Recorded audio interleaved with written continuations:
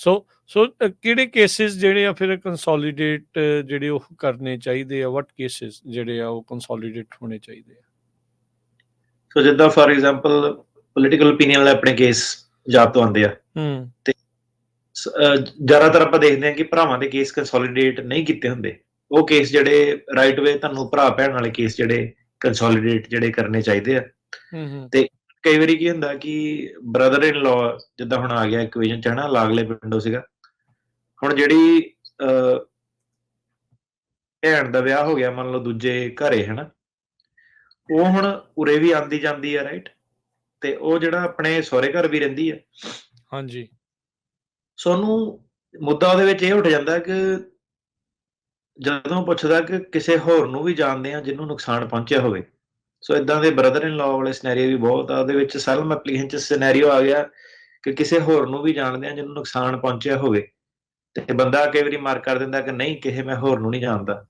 ਤੇ ਜਦੋਂ ਗੱਲ ਆਉਂਦੀ ਹੈ ਕਿ ਤੇਰੀ ਭੈਣ ਕਿੱਥੇ ਆ, ਅੱਛਾ ਇੱਥੇ ਆ, ਉਹ ਕਿਹੜੇ ਬੇਸ ਤੇ ਆ, ਉਹਦਾ ਵੀ ਜੀ ਸਾਇਲਮ ਪੈਂਡਿੰਗ ਉਹਦੇ ਨਾਲ। ਸੋ ਕਹਿੰਦੇ ਕਿ ਫਿਰ ਤੇਰੇ ਬ੍ਰਦਰ ਇਨ ਲਾਅ ਨੂੰ ਨੁਕਸਾਨ ਪਹੁੰਚਿਆ ਸੀਗਾ।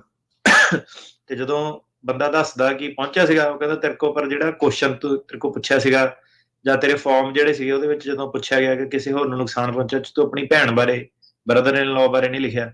ਸੋ ਕਾਫੀ ਲੋਕੀ ਜਿਹੜੀ ਉੱਥੇ ਗਲਤੀ ਕਰਦੇ ਆ। ਤੇ ਫਿਰ ਅੱਗੋਂ ਗੱਲ ਆ ਜਾਂਦੀ ਕਿ ਜੇ ਤੇਰਾ ਇੰਨਾ ਹੀ ਇੰਪੋਰਟੈਂਟ ਕੇਸ ਸੀਗਾ ਤੇ ਤੁਸੀਂ ਲੋਕਾਂ ਨੂੰ ਨਾਲ ਜੋੜਦੇ ਆ, ਤੁਸੀਂ ਕਹਿੰਦੇ ਆ ਕਿ ਗਰੀਬਾਂ ਦੀ ਮਦਦ ਕਰਨੀ ਚਾਹੀਦੀ ਆ, ਸੋਸ਼ਲ ਵੈਲਫੇਅਰ ਦੇ ਕੰਮ ਕਰਦੇ ਆ, ਤੇ ਤੇਰਾ ਬ੍ਰਦਰ ਇਨ ਲਾਅ ਤੇ ਤੇਰੀ ਭੈਣ ਗਵਾਹੀ ਕਿਉਂ ਨਹੀਂ ਦੇਣ ਆਏ ਅੱਜ ਤੇਰੇ ਲਈ? ਜੇ ਇੰਨੇ ਇੰਪੋਰਟੈਂਟ ਬੰਦੇ ਆ, ਉਹਨਾਂ ਦਾ ਐਫੀਡੇਵਿਟ ਕਿਉਂ ਨਹੀਂ ਲੱਗਾ? ਉਹ ਗਵਾਹੀ ਕਿਉਂ ਨਹੀਂ ਦੇਣ ਆਏ? ਤੁਸੀਂ ਜੇ ਇਕੱਠੇ ਹੀ ਕੰਮ ਕਰਦੇ ਆ, ਸੇਮ ਰੈਲੀਆਂ 'ਚ ਜਿਹੜੇ ਜਾਂਦੇ ਆ, ਤਾਂ ਫਿਰ ਅੱਜ ਉਹ ਮੌਜੂਦ ਕਿਉਂ ਨਹੀਂ ਇੱਥੇ?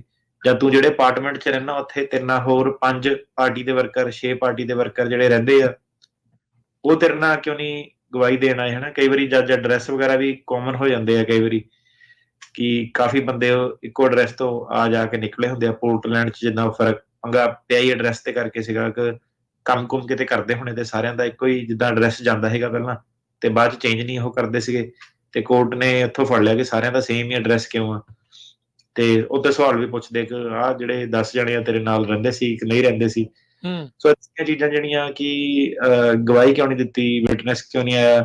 ਸੋ ਉਹ ਚੀਜ਼ਾਂ ਜਿਹੜੀਆਂ ਨਾ ਅੱਜ ਕੱਲ ਬਹੁਤ ਜਿਹੜਾ ਕੋਰਟ ਉਹ ਤੇਜ਼ ਹੋ ਗਿਆ, ਤੇ ਲੋਕਾਂ ਦੀ ਲੱਤ ਜੇ ਫਸੀ ਪਈ ਆ ਪੁਰਾਣੇ ਵਾਲੇ ਉਹਦੇ ਵਿੱਚ ਕਿ ਕਿਸੇ ਦਾ 5 ਸਾਲ 6 ਸਾਲ 2 ਸਾਲ ਪਹਿਲਾਂ ਕੇਸ ਪਾਸ ਹੋਇਆ ਹੋਵੇ।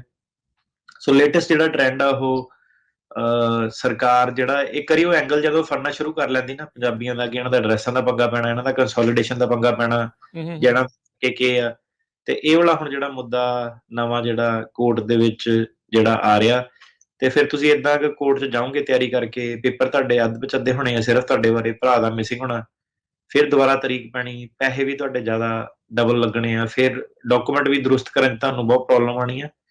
ਸੋ ਲੌਂਗ ਸਟੋਰੀ ਸ਼ਾਰਟ ਇਹ ਹੈ ਕਿ ਕੰਸੋਲੀਡੇਸ਼ਨ ਜਿਹੜੀ ਅੱਜ ਦੀ ਡੇਟ ਦੇ ਵਿੱਚ ਕੰਸੋਲੀਡੇਸ਼ਨ ਤੁਸੀਂ ਰਾਈਟ ਵੇ ਕਰੋ ਤਾਂ ਕਿ ਪ੍ਰੋਬਲਮ ਨਾ ਆਵੇ।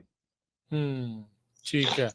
ਸੋ ਇਹ ਤਾਂ ਹੋ ਗਈ ਵੀ ਕੌਣ ਕਰੇ ਤੇ ਕਿਹੜੇ ਕੇਸ ਜਿਹੜੇ ਉਹ ਕਰਨੇ ਆ, ਵੀ ਹੁਣ ਅਦਾਲਤ ਵੀ ਜਿਹੜੀ ਉਹ ਤਿੱਖੀ ਆ, ਉਹ ਨਜ਼ਰ ਜਿਹੜੀ ਉਹ ਰੱਖਦੀ ਆ।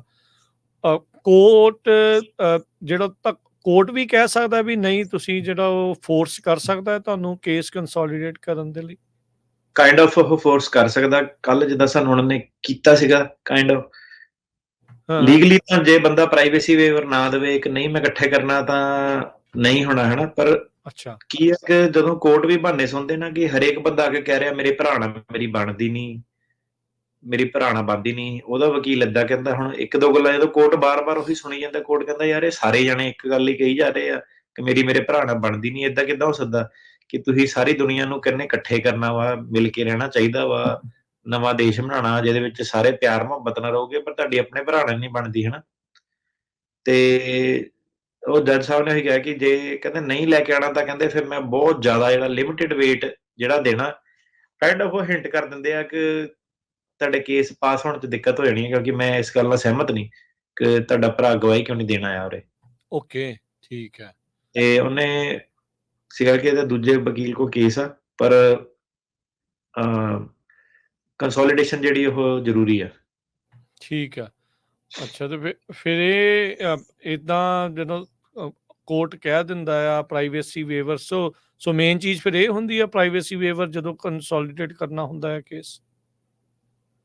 ਪ੍ਰਾਈਵੇਸੀ ਵੇਵਰ ਤਾਂ ਲਾਉਂਦੇ ਆ ਕਿ ਜਿਹੜਾ ਬੰਦੇ ਨੇ, ਹੁਣ ਮੰਨ ਲਓ 2 ਭਰਾਵਾਂ ਦਾ ਕੇਸ ਹੈ, ਇੱਕ ਜਣੇ ਨੇ ਐਫੀਡੇਵਿਟ ਦੇ ਦਿੱਤਾ, ਉਹਦਾ ਵੀ ਆਪਣਾ ਕੇਸ ਚੱਲਦਾ, ਤੇ ਉਹਨੂੰ ਨਾ ਪ੍ਰਾਈਵੇਸੀ ਵੇਵਰ ਜਿਹੜਾ ਕਹਿੰਦੇ ਆ ਕਿ ਸਰਕਾਰ ਜਿਹੜੀ ਇਹਦੀ ਫਾਈਲ ਚੋਂ ਇਨਫੋਰਮੇਸ਼ਨ ਵੇਖ ਸਕਦੀ ਆ ਜਾਂ ਇਹਦੇ ਫੈਕਟ ਤੁਸੀਂ ਡਿਸਕਲੋਜ਼ ਕਰ ਸਕਦੇ ਆ, ਉਹਦੇ ਲਈ ਉਹਨੂੰ ਪ੍ਰਾਈਵੇਸੀ ਵੇਵਰ ਤੁਹਾਨੂੰ ਲਾਉਣਾ ਪੈਂਦਾ।